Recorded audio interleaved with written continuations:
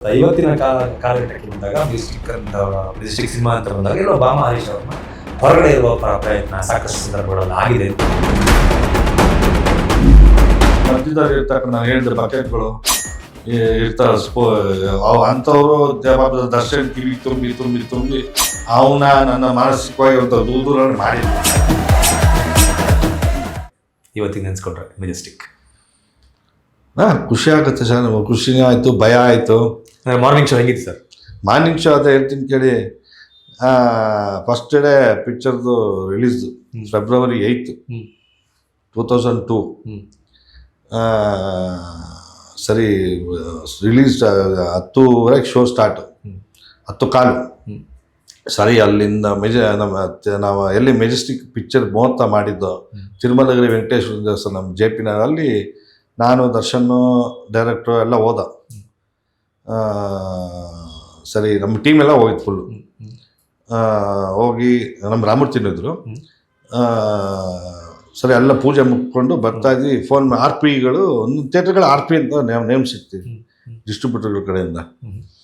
BKT ನಮ್ಮ ತಾರಕ Rama Prakash ತೊಗೊಂಡಿದ್ರು. Phone ಮಾಡ್ತೀವಿ, ಏನು ಸಾರ್, ಏನು ಯಾರೂ ಇಲ್ಲ ಅಂತೇಳಿ ಅಂತ. ಓಕೆ, ಸರಿ ಹೇಳ್ತೀನಿ, ಒಂದು ದರ್ಶನ್ ಮುಖ ನೋಡ್ತೀನಿ, ಇವನ ಮುಖ ನೋಡ್ತೀನಿ, ಸರ್ ಏನಿಲ್ಲ ಅಂತ ಏನು ಕತೆ. ನನ್ನ ಮನಸ್ಸಲ್ಲಿ ಅನ್ಕೊಂಡಪ್ಪ, ನಾನು ಸ್ವಲ್ಪ ಇದಾದರೆ ಅವ್ರೂ ಭಯ ಬೀಳ್ತಾರೆ. ಆಮೇಲೆ ಭಗವಂತ ಇದ್ದಾನೆ, ಅಷ್ಟೇ ಮುಗ್ದೇ ಬಿಡು ಅಂದ್ಕೊಂಡೆ. ಓಕೆ, ಅಷ್ಟು ಸಾಲ ನನ್ನ ತಲೆ ಮೇಲೆ ಬರುತ್ತಲ್ಲ. ಎಸ್, ಸ್ನೇಹಿತರುಗಳು ಯಾರು ಕೊಟ್ಟಿರ್ತಾರೆ, ರಾಮೂರ್ತಿ ಕೊಡಲೇಬೇಕು, ರಮೇಶ್ ಕೊಡಲೇಬೇಕು, ನಿಮ್ಮನ್ನು ಕೊಟ್ಟಿರ್ತಾರೆ, ನಮ್ಮ ಓಕೆ ಕೊಡಲೇಬೇಕಲ್ಲ ಎಲ್ಲರಿಗೂ. ಹೌದು. ಬಿಡು, ಮುಗೀತು ನಂದು ಅಂತೇಳಿ ಅಂದ್ಕೊಂಡೆ. ಭಗವಂತ ನೀನು ಕಾಪಾಡು ಅಂತೇಳಿ ಕೈ ಮುಕ್ಕೊಂಡು ಬಂದ ಸರ್. ಬಂದು ಬಿನ್ನಿ ಮಿಲ್ ಹತ್ರ ಬರ್ತಾ ಇದ್ದ. ಇನ್ನು ಮಾರುತಿ ವ್ಯಾನು. ಓಕೆ, ಸರಿ, ಒಂದು 2-3 ಫೋನ್ ಬರುತ್ತೆ. ಮೊಬೈಲ್ ಹೊಸ್ದು ಅವಾಗ. ಫೋನ್ ಮಾಡ್ತೀನಿ, ಸರ್ ಆಲ್ಮೋಸ್ಟ್ ಎಲ್ಲ ಅರ್ಧ ಟಿಕೆಟು ಖಾಲಿ ಆಗಿದೆ, ಬರ್ತಾರೆ. ನಾವು ಪ್ರಸನ್ನ ಥಿಯೇಟ್ರ್ ಬರೋ ಅಷ್ಟರಲ್ಲಿ ಹೌಸ್ಫುಲ್. ಇನ್ನೊಂದು ಶೋಗೆ ಜನ ಜಾಸ್ತಿ ಆಗ್ಬಿಟ್ಟಿದ್ರು. Q ನಿಂತ್ಕೊಳ್ಳೋದು sir. ಜನ ಎಲ್ಲಿಂದ ಬಂತ ಸರ್? ನಾನು ಅಂದ್ಕೊಂಡು 10:15 ಶೋ ಸರ್, ದೇವಸ್ಥಾನದಲ್ಲಿ ಇದ್ವಿ. ನಾನು ಜನ ಬರ್ತಾರೋ, ಜನ ಅಟ್ಲೀಸ್ಟ್ ಟಿಕೆಟ್ ತೊಗೊಳಕ್ಕೆ 1 ಅವರ್ ಮುಂಚೆ ಯಾರು ಬರ್ತಾರಲ್ಲ, ಆ ಒಂದು ಕಾನ್ಸೆಪ್ಟ್ ನಮಗೆ. ಜನನೇ ಇಲ್ಲ ಅಂತಾರೆ, ಎಲ್ಲೂ ಜನ ಇಲ್ಲ ಅಂತಾರೆ, ಏನು ಮೇನಕಾಲ್ ಜನ ಇಲ್ಲ ಅಂತಾರೆ, ಏನು ಎತ್ತ ಅಂತೇಳಿ ಅಂತ. ನನಗೂ ಭಯ ಸ್ಟಾರ್ಟ್ ಆಯಿತು, ಶಿವರಿಂಗ್ ಸ್ಟಾರ್ಟ್ ಆಯಿತು. ನನ್ನ ಜೀವನ ಮುಗೀತು ಅನ್ನೋ ಇದೇ ಲಾಸ್ಟ್ ಸಿನಿಮಾ ಅಲ್ಲ. ಸಿನಿಮಾನದ್ದು ಸರಿ, ಇದು ಅನ್ಸಿರುತ್ತೆ, ಸಾಲ ಕೊಡಬೇಕಲ್ಲ, ಸಾಲ ಕೊಡಬೇಕು. ಎಸ್.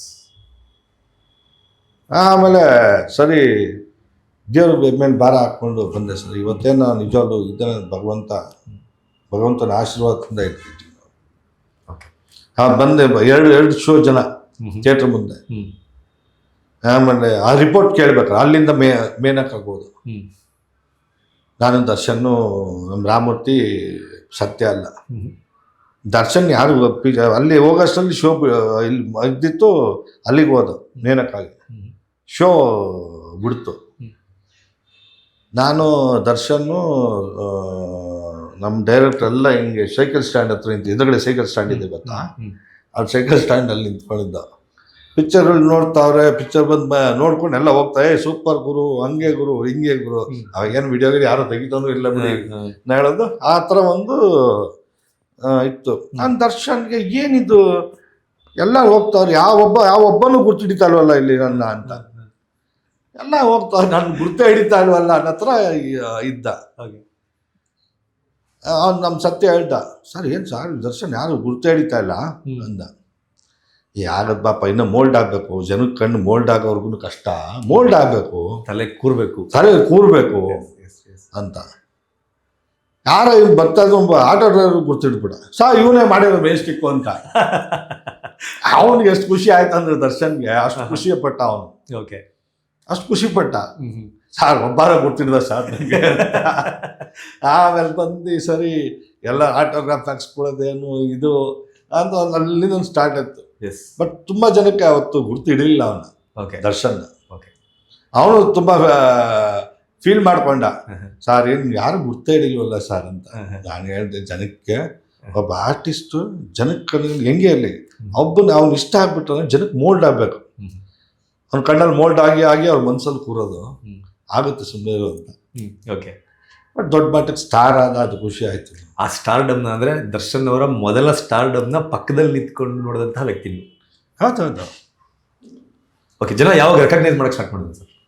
ಸರ್ ಇಲ್ಲ, ಬರ್ತಾ ಕ್ರಮೇಣ ಪಿಕ್ಚರ್ ದೊಡ್ಡ ಟಾಕ್ ಆಯ್ತು, ಮೌತ್ ಟಾಕ್ ಆಯ್ತು, ದೊಡ್ಡ ಮೌತ್ ಟಾಕ್ ಆಯ್ತು. ಪಿಕ್ಚರ್ ಸೂಪರ್ ಡೂಪರ್ ಹಿಟ್ ಎಲ್ಲ ಇಡೀ ಕರ್ನಾಟಕ ರಾಜ್ಯದಂತ. Okay. Second week Hubli release ಮಾಡಿದೆ, ಅದು super duper hit. First week ರಿಲೀಸೇ ಇಲ್ಲ ಸರ್, ಹಾಕೊಳ್ಳಿ, ಅದೊಂದು ಭಯ. ಓಕೆ. ಫಸ್ಟ್ ವೀಕು ಹುಬ್ಳಿ ರಿಲೀಸೇ ಮಾಡಿಲ್ಲ ನಾವು. ಓಕೆ. ಉತ್ತರ ಕರ್ನಾಟಕ ಯಾರೊಬ್ಬ ಕೈ ಕೊಟ್ಬಿಟ್ಟ ಹೊಸಬಾ ಅಂತ, ತಗೊಂತೀನಿ ಅಂತ ಬಂದವನು $1,001 ಕೊಟ್ಟಿದ್ದ ಅಡ್ವಾನ್ಸು. ಆಗತ್ತೆ, ಪಕ್ಕ ಆಗತ್ತೆ ಅಂತೇಳಿ ಅಂದ್ಕೊಂಡು ಕೈ ಕೊಟ್ಬಿಟ್ಟ. ಏನು ಮಾಡ್ತೀರಾ, ಫಸ್ಟ್ ವೀಕ್ ಚೆನ್ನಾಗೋ ಇಲ್ಲಿ ಹೋದ್ರೆ ತಾನೇ ಅಲ್ಲಿ ಮಾಡೋದು. ಸದ್ಯ ಇಲ್ಲಿ ಯಾವಾಗ ಗೆದ್ದೋಳ್ತು ಅವನು ಇನ್ನೊಬ್ಬ ಹೊಡ್ ಬಂದ ಆನಂದ್ ಸೊಗ್ಲೋದ್ ಅಂತೇಳಿ ಈ ಸಂಗೊಳ್ಳಿ ರಾಯಣ್ಣ ಪಿಕ್ಚರ್ ಮಾಡಿದ್ರಲ್ಲ, ಆನಂದ್ ಅಪ್ಪುಗೋಡು ಅವರೇ ಪಿಕ್ಚರ್ ರಿಲೀಸ್ ಮಾಡಿದ್ದು ಹುಬ್ಳಿ. ಸೆಕೆಂಡ್ ವೀಕ್ ರಿಲೀಸ್ ಮಾಡಿದ್ರು, ಸೂಪರ್ ಡೂಪರ್ ಅಲ್ಲೂ ಹಿಟ್. ಸರ್, ಈ ಮೆಜೆಸ್ಟಿಕ್ ಸಿನಿಮಾದ ವಿಚಾರದಲ್ಲಿ ಇಷ್ಟೆಲ್ಲ ಅಂದ್ರೆ ಆಮೇಲೆ ನಮ್ದು ತೆಲುಗು ರೈಟ್ಸ್ ಕೂಡ ಮಾರ್ದವು ನಾವು. ಓಕೆ. ಅಲ್ಲಿ ಚಾರ್ಮಿನಾರ್ ಅಂತೇಳಿ ಒಂದು ಮಾಡಿದ್ರು ಪಿಕ್ಚರ್, ಸೇಮ್ ಮೆಜೆಸ್ಟಿಕ್ನೇ ಚಾರ್ಮಿನಾರ್ ಅಂತೇಳಿ ಮಾಡಿದ್ರು. ಅದು ಒಂದು ಏರಿಯಾ ಹೆಸರು ಅಲ್ಲಿ. ಅಲ್ಲಿ ಸೇಮ್ ಕತೆ. ಓಕೆ. ಯಾರು ಮಾಡಿದ್ರು ಅಲ್ಲಿ? ಅಲ್ಲಿ ಯಾರು ನಟ, ನಾನು ಮರ್ತೋಗಿದ್ದೀನಿ ಸರ್. ಓಕೆ. ಓಕೆ. ಚಾಲು ಚೆನ್ನಾಗೋಯ್ತು ಸರ್? ಅಲ್ಲ, ಫ್ಲಾಪ್ ಆಯ್ತು. ಅಲ್ಲಿ ಫ್ಲಾಪ್ ಆಯ್ತು. ಓಕೆ. ಅಲ್ಲ, ಒಂದೊಂದು ನೇಟಿವಿಟಿಲಿ ಒಂದೊಂದು ಕತೆ ಇಲ್ಲಿ ಕ್ಲಿಕ್ ಆಗ್ಬೋದು, ಅಲ್ಲಿ ಫ್ಲಾಪ್ ಆಗಿ, ಅಲ್ಲೂ ಫ್ಲಾಪ್ ಆಗಿ ಇಲ್ಲಿ ಕ್ಲಿಕ್ ಆಗಿರೋ ಪಿಕ್ಚರ್ಗಳು ಇದೆ. ಸಾಕಷ್ಟು ಪಿಕ್ಚರ್ಗಳಿದೆ. ಅಲ್ಲಿ ಹೋಗ್ಲಿಲ್ಲ ಚೆನ್ನಾಗಿ. ಸರ್, ಈಗ ಈ ವಿಚಾರ ಅಂತ ಬಂದಾಗ, ಮೆಜೆಸ್ಟಿಕ್ ಅನ್ನೋ ವಿಚಾರ ಅಂತ ಬಂದಾಗ, ಕಣ್ಣಿಗೆ ಕಟ್ಟದಂಗೆ ಅಷ್ಟು ನೀಟಾಗಿ, ಅಂದರೆ ಪ್ರತಿಯೊಂದು ಇಂಚನ್ನು ಎಷ್ಟು ನೀಟಾಗಿ ಎಕ್ಸ್ಪ್ಲೈನ್ ಮಾಡ್ತಾರೆ. ಆದರೆ ಬರ್ತಾ ಬರ್ತಾ ಇವತ್ತಿನ ಕಾಲಘಟ್ಟಕ್ಕೆ ಬಂದಾಗ ಮೆಜೆಸ್ಟಿಕ್ ಸಿನಿಮಾ ಅಂತ ಬಂದಾಗ ಎಲ್ಲೋ ಬಾಮ ಹರೀಶ್ ಅವ್ರನ್ನ ಹೊರಗಡೆ ಇರುವ ಪ್ರಯತ್ನ ಸಾಕಷ್ಟು ಸಂದರ್ಭಗಳಲ್ಲಿ ಆಗಿದೆ ಅಂತ ನನಗನ್ಸುತ್ತೆ. ಯಾಕೆ ಸರ್? ಸರ್, ಅದು ನೋಡಿ, ಅದು ಸಾಕಷ್ಟು ಇಂಟರ್ವ್ಯೂಗಳಲ್ಲಿ ಹೇಳಿದ್ದೀನಿ ನಾನು. ಇಲ್ಲಿ ಒಂದು ನಮ್ಮ ದೀಪಕ್ನ ಇಂಟ್ರೊಡ್ಯೂಸ್ ಮಾಡಿದ್ದು ಒಂದು, ಇನ್ನೊಂದು ಈ ನಮ್ಮ ಒಕ್ಕಲಿಗರ ಸಂಘದಲ್ಲಿ ಆದಂಥ ಘಟನೆಯಲ್ಲಿ ಅದೊಂದು, ಅದೆಲ್ಲ ಮಾಡೋದು. ಅದು ಈ ಮಧ್ಯದಲ್ಲಿ ಇರ್ತಕ್ಕಂಥ ನಾನು ಹೇಳಿದ ಬಕೆಟ್ಗಳು